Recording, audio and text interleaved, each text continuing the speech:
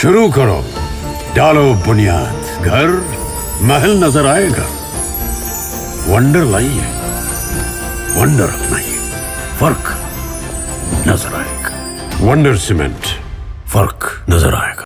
नमस्कार, मैं हूं रविंद्र जैन और आप देखना शुरू कर चुके हैं सबकी खबर। आज मैं खबर लेके आया हूं रीवा से। रीवा में 58 एकड़ में 1841 में एक मंदिर बनाया गया था, भगवान लक्ष्मण का मंदिर, और इसे लक्ष्मण बाग संस्थान के नाम से जाना जाता है। अब भूमाफिया की नज़र इस पर लग गई है और एक के बाद एक षड्यंत्र रचे जा रहे हैं कैसे ये 58 एकड़ ज़मीन भूमाफिया हथिया ले। और इसी को लेकर आज रीवा में संभाग आयुक्त को एक ज्ञापन भी दिया गया है, कलेक्टर को भी ज्ञापन दिया गया है। मैं आपको खबर विस्तार से बताता हूं। दरअसल रीवा में तत्कालीन जो महाराजा थे, जिनका नाम विश्वनाथ प्रताप सिंह जुदेव है, उन्होंने 1841 में एक मंदिर बनाया था और ये भगवान लक्ष्मण का मंदिर था। लगभग 58 एकड़ में ये मंदिर बनाया गया है। आज ये पूरा मंदिर रीवा शहर के बीच में आ गया है और आप समझ सकते हैं कि शहर के बीच में यदि ज़मीन आ जाती है तो भूमाफिया की नज़र सबसे पहले इस ज़मीन पे पड़ जाती है। सबसे बड़ी बात है कि जब महात्मा गांधी की हत्या हुई थी और उसके बाद उनका अंतिम संस्कार हुआ था, तो उनका अस्थि कलश जब रीवा लाया गया था तो इसी संस्थान की ज़मीन पर रखा गया था। इस संस्थान को लेके कई एग्रीमेंट हुए हैं, क्योंकि पहले ये विंध्य प्रदेश में आता था। महाराजा जब राज परिवार चले गए तो विंध्य प्रदेश बना, विंध्य प्रदेश में ये पूरा की पूरी संपत्ति थी।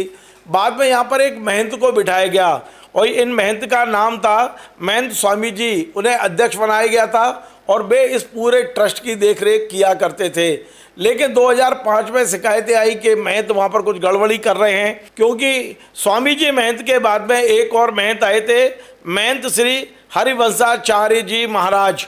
इनके समय में कुछ गड़बड़ियाँ हुई थी और इसकी शिकायत जब भोपाल तक आई थी तो भोपाल के धर्मस्व विभाग ने 2005 में ये महंत को हटा दिया था और कलेक्टर को वहाँ का अध्यक्ष बना दिया था। तब से लेकर आज तक यानी लगभग 20 साल से वहाँ महंत नहीं है और इस ट्रस्ट की देखरेख कलेक्टर करते हैं। अब आप देखिए कि इस ज़मीन में से लगभग 5 एकड़ ज़मीन पर इंक्रोचमेंट हुआ है, जिसे प्रशासन को हटाना चाहिए, लेकिन आज तक कलेक्टर ने कोई कार्रवाई नहीं की है। अब खबर ये आ रही है कि इस ज़मीन पर भूमाफिया की नज़र है और कैसे इस ज़मीन को हथियाया जाए, इसके लिए एक पूरी पटकथा लिखी गई है। दरअसल उज्जैन में एक विश्वविद्यालय है, संस्कृत विश्वविद्यालय, जिसका नाम हम और आप सब जानते हैं, महर्षि परिणिनी संस्कृत विश्वविद्यालय। इसका रीवा में ऑफिस खोला जाना है, इस पर रीवा में कॉलेज खोला जाना है और इसके लिए इस संस्थान की ज़मीन खरीदने का प्रस्ताव कलेक्ट्रेट में बना है। ये बेशक इस कॉलेज के लिए ज़मीन मांगी जा रही है, लेकिन इसके पीछे पटकथा ये है कि कॉलेज के बाद में ये ज़मीन देने का अधिकार, बेचने का अधिकार कलेक्टर को मिल जाएगा और फिर ये कलेक्टर इस ज़मीन को पूरा खुर्द-बुर्द करने के लिए नेताओं के साथ बैठ के कोई भी योजना बना सकते हैं। अब इसका विरोध शुरू हो चुका है। आज कांग्रेस ने बाकायदा कलेक्टर को और कमिश्नर को ज्ञापन दिया है।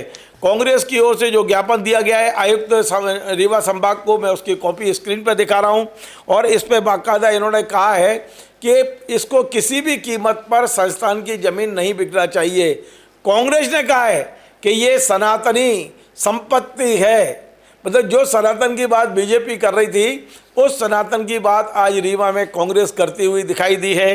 कांग्रेस की ओर से सुभाष तिवारी, विनोद शर्मा और कुंवर सिंह पटेल ने संभाग आयुक्त से मुलाकात की है और उन्हें बाकायदा ज्ञापन दिया है।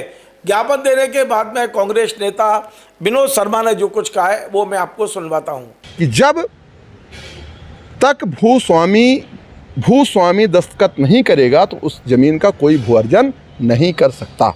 तो भूमि स्वामी कौन है उस संस्थान का? रीवा की कलेक्टर। और रीवा की कलेक्टर ने ही राजेंद्र शुक्ला के दबाव में वो दे रही किसी और को। क्यों दे रहे हो भाई? तुम जब दे ही नहीं सकते, लक्ष्मण बाग की संस्थान की ज़मीन हम बिल्कुल नहीं दे सकते। आपको याद होगा बद्रीनाथ में इन्होंने लक्ष्मण बाग की संस्थान की ज़मीन बेची, जो पैसा है उस पैसे को खुर्द-बुर्द कर दिया गया। तो मैं ये अभी कलेक्टर से मिला और जब यहाँ एस.के. पाल कमिश्नर थे, उनका मुझे प्रतिवेदन मिला और एस.के. पाल के प्रतिवेदन में ये प्रतिवेदन ये साफ साफ लिखा है, ये प्रतिवेदन ये एस.के. पाल का दस्तखत है और इसमें इस निष्कर्ष निकाला था कि यहाँ राष्ट्रपिता महात्मा गांधी के अस्थि कलश रखा गया था। और इस पूरे ये इतना मोटा प्रतिवेदन 86 पेज का इसमें लिखा है कि लक्ष्मण बाग की संस्थान की ज़मीन आप नहीं बेच सकते, तब के कमिश्नर ने यह प्रतिवेदन बनाया था। तो हम वर्तमान कमिश्नर को दिए हैं कि हमारी लक्ष्मण बाग संस्थान जो सनातन पुरखों की ज़मीन है, पुरखों की कहानी है, हमारे पुरखे राजेंद्र शुक्ला के भी पुरखे और सबके, रीवा की कलेक्टर को क्या मोह उस ज़मीन पर? रीवा की कलेक्टर सिर्फ राजेंद्र शुक्ला के मौखिक इशारे में, अरे शर्म आना चाहिए, आप कलेक्टर हो, कोई नौकरानी नहीं। नौकरानी होते तो आप ये काम करती। पर मैं आपसे भी कहता हूँ कि आप मेरी भी बहन हो, आप मेरी भी कलेक्टर हो। हमारे लक्ष्मण बाग संस्थान की ज़मीन यदि आप इधर उधर दोगे, और 2005 से वहाँ महंत इसलिए नहीं है क्योंकि महंत होगा तो उसको पीड़ा होगी अपनी ज़मीन को, तो आप जिस महंत पर भ्रष्टाचार का आरोप लगाते हो कि भ्रष्टाचार, तो उससे बड़ा भ्रष्टाचार तो आप करवा रहे हो। यदि आप हमारे सनातन की ज़मीन, हमारी पुश्तैनी ज़मीन, हमारी हिंदुओं की ज़मीन, हमारे लक्ष्मण बाग संस्थान में चढ़ी हुई ज़मीन आप बेचोगे तो हम लोग चूड़ी नहीं पहनेंगे। मैं इतना निवेदन करूंगा। आपने देखा, अब मैं आपको लेके चलता हूं लक्ष्मण बाग संस्थान। बहुत ही शानदार मंदिर बना हुआ है और इस मंदिर की एक खासियत है, मैंने कुछ वीडियो गूगल से डाउनलोड किए हैं और मुझे जो जानकारी गूगल से मिली, निश्चित तौर पे मैं भी भावुक हो गया। इस स्थान पर, इस मंदिर में चारों धाम के भगवान बिठाए गए हैं। यदि आपको चारों धाम आप नहीं जा सकते हैं तो एकमात्र मंदिर है रीवा का जहाँ चारों धाम बनाए गए हैं। आप यदि इस मंदिर में दर्शन कर लें, इसकी वंदना कर लें तो चारों धाम की वंदना कहलाती है। ये इस मंदिर की खासियत है। और लगभग आप सोचिए कब का मंदिर है ये? 1841 का मंदिर है। आज हम 2025 में, कुछ दिनों बाद ये लगभग 200 वर्ष पुराना मंदिर, कितना प्राचीन मंदिर है, कितनी भव्यता है इसकी, आज मैं आपको दिखाता हूँ।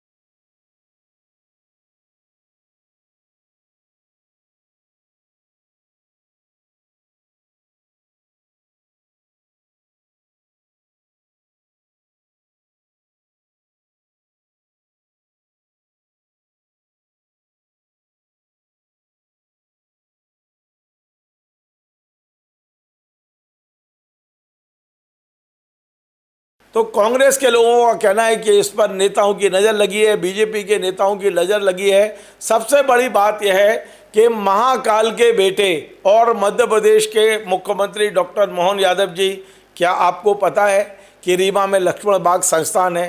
क्या आपको पता है वहाँ चारों धाम का पुण्य मिलता है? क्या आपको पता है कि लक्ष्मण जी का ये मंदिर लगभग 250 साल पुराना है?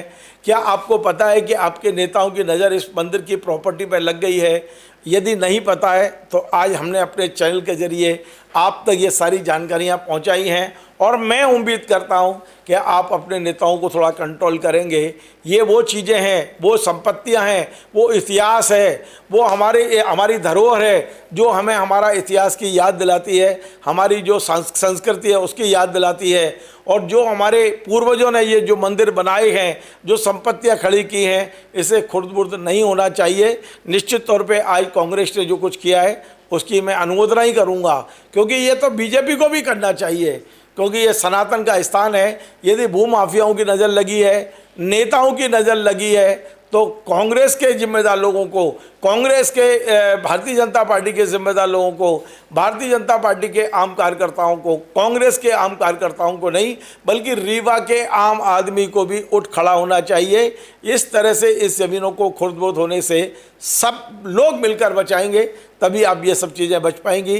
खबर बड़ी थी, इसलिए आज मैं आपके लिए लेकर आया हूँ, आप देखें और सबसे बड़ी बात, हमारी इस खबर को आम लोगों तक पहुंचाएं ताकि हम लक्ष्मण जी के मंदिर को बचा सकें।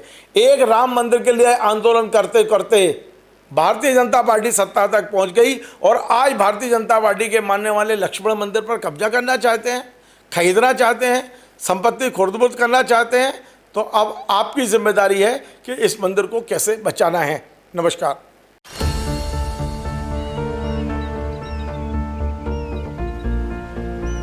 जो बनकर मेरा हमसफर आएगा, सिर्फ उसी को फर्क नजर आएगा। शुरू करो, डालो बुनियाद, घर महल नजर आएगा।